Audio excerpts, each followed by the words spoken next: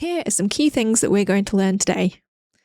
Greg's amazing use of framing devices to lead our eyes as the viewer, Jonathan's inking expertise on full show, how Greg balances what's important to show in panels with a minimalist touch, how he uses background panel spill to enhance the story, and some cool crowd effects, and maybe a bit more. Alright, so with this first panel, on the first page, the first thing that came to me was the immediate use of a really cool framing effect. And what I mean by a framing effect is where you take something, an object, a person, a building, whatever it is, and you use that to frame the actual point of the story, which is that we're supposed to be looking down here at these people. All of this is looking and constricting our view to look here. And that's what I mean about a framing device. And it's actually really kind to your letterer as well, because it gives them a bit of a blank slate of where to put word bubbles. So keep that in mind. And another thing about the framing device that works really well is that all of this framing device is really low in the values. And I mean, it's got a lot of darks, a lot of blacks. And where we're supposed to be looking is actually the brightest spot on the page. And that is a really clear indicator of us, the viewer, of where to look. Another thing that I love is that while this area is blacked out, he's actually added in quite a bit of texture just to make the wall have a bit of detail and a bit of grime and a bit of overall texture, which helps with the story of Gotham. Gotham's not supposed to be a tidy place. It's supposed to be dark and abysmal. And this really works. And what I really love about Jonathan's inking in this panel in particular is this rat here. Technically, as we can see at the back, this rat is in darkness. And this tail should also technically be in darkness. But he's kept it lit. And the reason that he's done that is that so us, the user and the viewer, can instantly see and tell within a half a second that it's a rat. If that was blacked out, this would not stand out as well. We wouldn't be able to tell as quickly what it is. And while we're talking about Jonathan's inking in this general area, if you look at Greg's pencils, they're quite erratic. But Jonathan has been able to make that erratic texturing into something that actually works. It makes the bin have texture. And even though these lines should, like the rat, technically be blacked out, because they're not, it makes it more recognizable. So the general lesson here is not everything technically has to be lit as realistically as possible. Certain things can be popped out of the light for recognizability, if that's a word. And just while I'm talking about Jonathan's inking, he actually gave this guy like little eyeballs, which, I don't know, it just reminds me a bit of Star Wars, but it actually helps give this guy a little bit more character, and users are more likely to look for eyes in characters. So even though these are tiny and you probably wouldn't ever spot them, that's immediately where your eyes and the viewer's eyes are going to go to. So if this was just a black hoodie, it might not be as instantly recognizable to a user. Okay, so moving on to the next panel. And what I love about this panel is the general overall hierarchy. And what I mean by that is this building is big and bold. There is no two ways about it. This is exactly where we're supposed to be looking at. And even though this building is completely blacked out, he actually added in windows just enough of a detail to give us, the viewer, an understanding of what it is that we're looking at. Because if the entire thing, if all these windows were blacked out and this roof ornament was also blacked out, it wouldn't be as recognizable, because we wouldn't have a sense of perspective. We wouldn't have a sense of what this thing is. It could be, I don't know, some sort of funky transformer or a robot or, you know, anything. But because these tiny little details are here, it helps us understand what it is that we're looking at. And if we look down here at the bottom of the building, these speckles are something that I've not quite seen before. Quite often, as we'll see later on in other panels, people will fade buildings out into nothingness to signify intense light. However, I've not seen an inker do this with like splatter, so this is quite interesting to me. And while we're down here in general, I just wanted to point out that these smoke lines are incredibly basic, and it works. If these smoke lines, if these smoke clouds were really complex, it wouldn't be as recognizable as smoke. Why it works so simply is because this simple shape is contrasting against all of this detail, all of this splatter, and we're instantly then able to recognize it as smoke, which I think is a really cool choice. Okay, moving on to the next panel. Now, by the end of this video, I'm pretty sure you're probably going to be bored of me saying about framing devices, but Greg uses them all the time. The cool thing about this chain is that it does so many things for us. Because it's a chain and we're looking through it, and that chain feels so close to us and what we're seeing, it helps us actually feel a little bit caged in. And what it also does is enhances that story texture by giving us visuals that enhance the environment. You know, this chain isn't new. It's not brand new. It's been there a long time. You can tell by all of the grime and the gunk and the paint chipping off that this is not somewhere you want to be. And I also just wanted to point out this tiny, tiny little Batman that's flying past. If you don't know about the rule of thirds, it's a really great and very common compositional tool to make sure that objects, people, locations, just about anything is balanced in your frame, your video, your photograph, your artwork. It's used everywhere. And you can see that Batman is just on 1/3. This is another panel where I really think that Jonathan deserves a shout out. Greg has done quite a few scratchy pencil marks, and Jonathan has cleaned them up in so many different ways. Firstly, the overall paint scrapes, he's actually given it a little bit of a lip, a little bit of depth, which I think goes quite a long way in making it look realistic. He's also taken these lines that are very, very straight, and he's bent them around the anatomy of the chain. And he's also done this really cool trick that we will talk about later on, where in areas of pure black, he's given little negative scratchy lines to indicate, scratches and dirt where just that little tiny bit of lip is catching the light. And it just is such an effective use of negative space to give texture. I love it. And I think I say it probably about 3 more times in this video, so apologies. Okay, so moving on to the next panel. Okay, so with this page, do you remember what I said about things being on the thirds is really quite a useful compositional tool? Well, look at these two guys. Third, and Batman in the middle. And what also is very cool about this panel is that Batman has such drastic contrast and values that even though he's not on a third, you read it in sequential order. So you're reading it like this, and your eyes are naturally falling to these two and the drastic contrast in values here.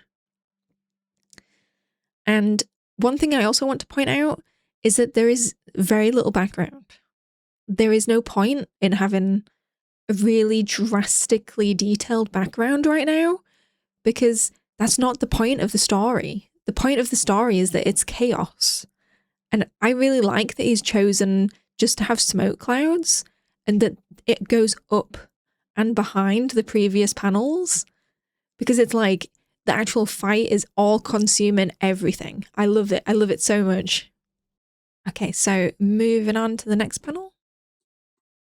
Okay, so this is probably the first time on this channel that I'm being a little bit picky. So this panel here, the first time that I read this comic book, I actually thought that he'd been chucked through a window and into an alleyway. Even though in this panel here, you have this little snippet of storytelling that tells us this is a bunk. I don't know why. I don't know if it's these grey vents and the wall detail and maybe the colours, but it just, to me, it feels like an alleyway. And that's just me being quite picky. And again, Greg is using that background colour spill to tell the story where Joker is coming out of the shadows here. However, again, maybe I'm just being a little tiny bit picky, but this panel here, because you have a face and Batman here, I think this gets a little tiny bit lost. So me personally, I would have added a tiny little panel border like this, just so it makes it very clear that this is not attached to this amount of black, because without this panel border, it becomes very, I don't know if muddied is the term, but I think when you have two panels that have a lot of the same value like here, I think you need to be really careful. And yeah, I just add in this little panel border just to make it very clear. Okay, and moving on to the next panel. Okay, so for this top panel, what I really like is that he's used a spotlight effect to enclose the characters, because there's quite a lot going on here. You know, we've got background, we've got glass, we've got characters, we've got smoke. And if this part here was also detailed with like bunks or doors or windows or those grey vents from earlier, I think it would actually get quite busy. So I quite like that he's chosen to frame it with a spotlight effect. And I love that Jonathan has added this texture to it, because if it was just pure black, I think it would read not as grimy as this building is. Oh yes, and in this panel, what I love is that the background, these bars are just fading into the smoke. I do wish that maybe it was a bit more smoke shaped, or that they were gradually a little bit more fading into them. But I think keeping it simple, keeping it readable is a very good decision here. Now this bottom panel is one of my favourites. It's just so good, because it's doing so much storytelling in such a simple way. You can tell each person's expression quite clearly through their body language and their facial expressions. And I love this little tiny snippet of blood. It's just such a simple tool that makes it pop out so much. And it's so simple, but it's so smart, and I would never have thought about it. So that's why I'm gushing about it now, because it's pretty good. Moving on to the next panel. Okay, so for this page, before we get to the framing device elephant in the room, I just wanted to point out this. Bats and Gordon.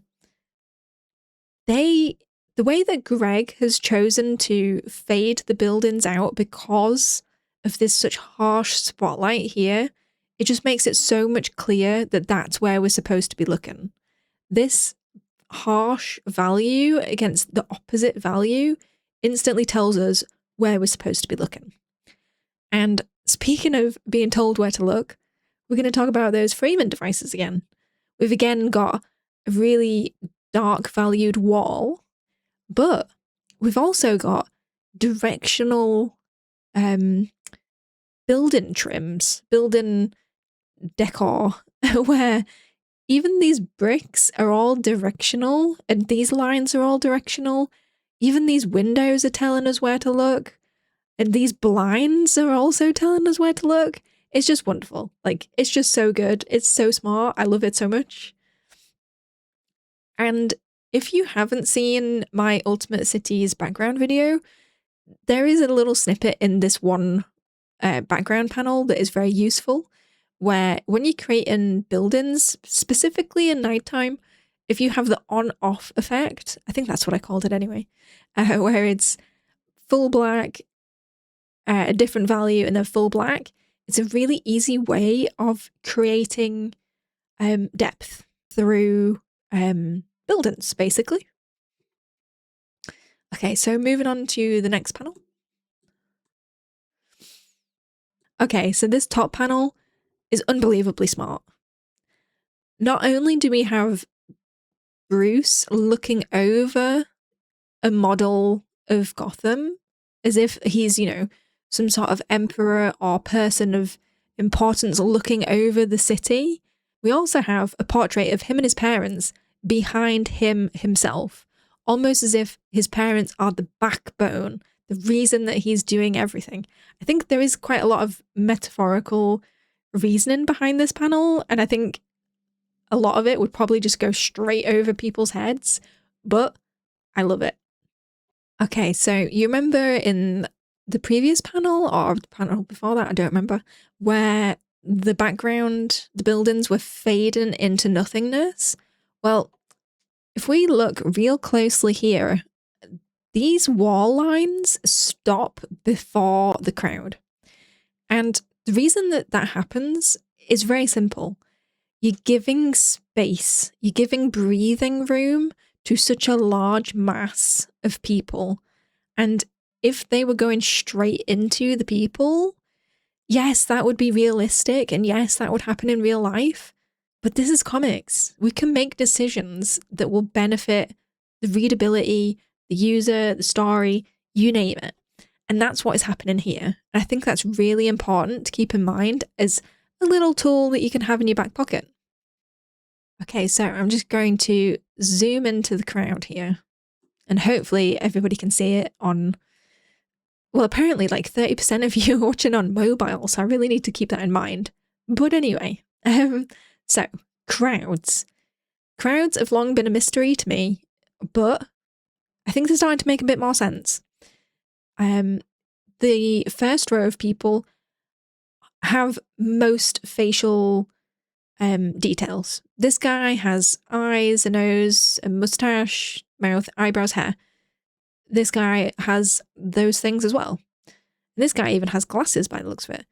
And this lady too. However, if we go one row back, people start losing parts of their faces.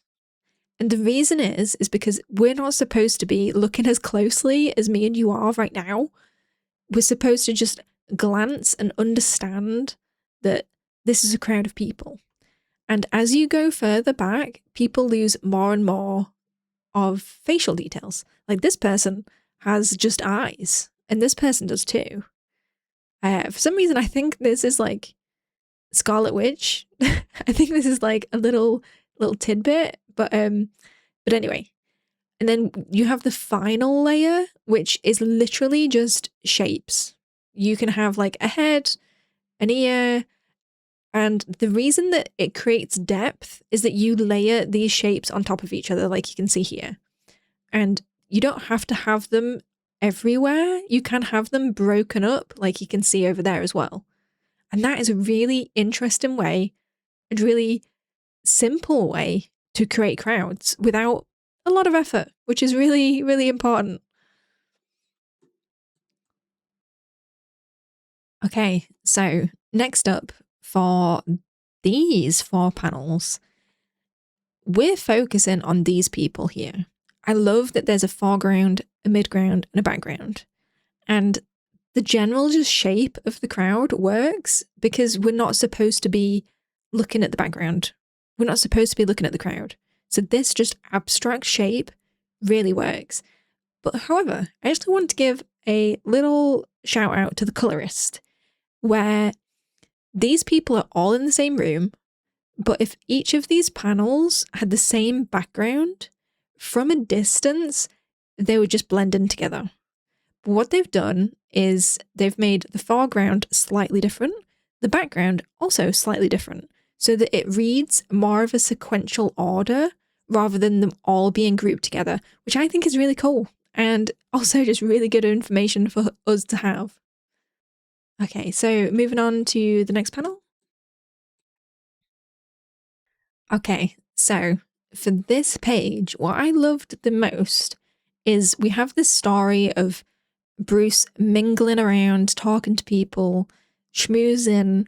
We have the crowd, but at this panel, there is nothingness in the background. And the reason is, I think, is that Greg wants to tell the story that Bruce is completely focused on this guy here.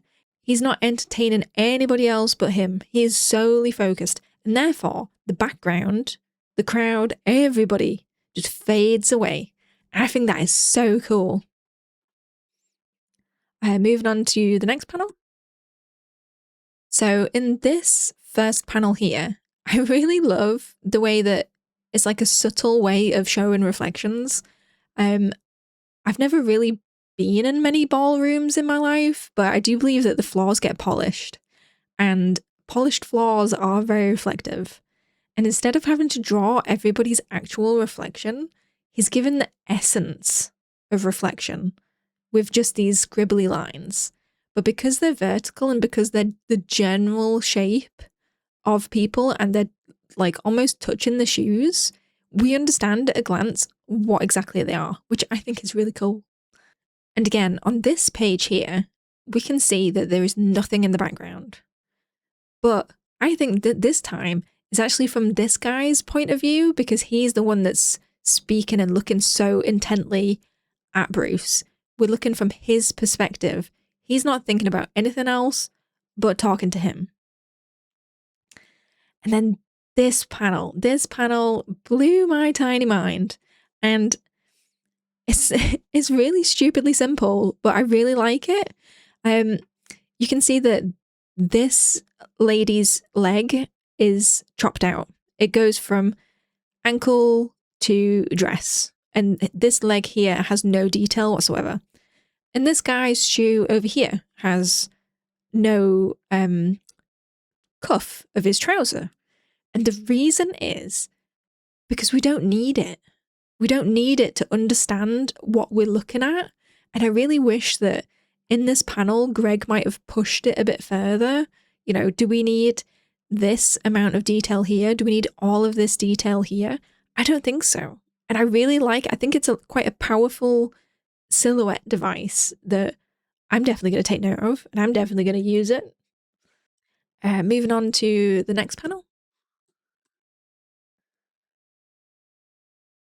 And this is another background that fades into something. These clouds of bats fade into black down here. And the reason that it works is because down here is technically almost like a different location to where we are now. Right now, we're swinging through the heights of Gotham, and then down here, we're down below. And this really works. And also, while we're talking about the bats, have you noticed that even though these bats are quite abstract shapes, some of them are actually fully black, some of them are fully grey, and some of them are half and half? This is such an easy way to give depth, such an easy way for things to look or appear at a quick glance to be realistic. You know, none of these bats, apart from like this guy and some of these down here, have any real detail to them. But because of their shape and because of this abstract lighting, we're instantly in the know that this is a cloud of bats, which I think is so cool. And moving on to the next panel.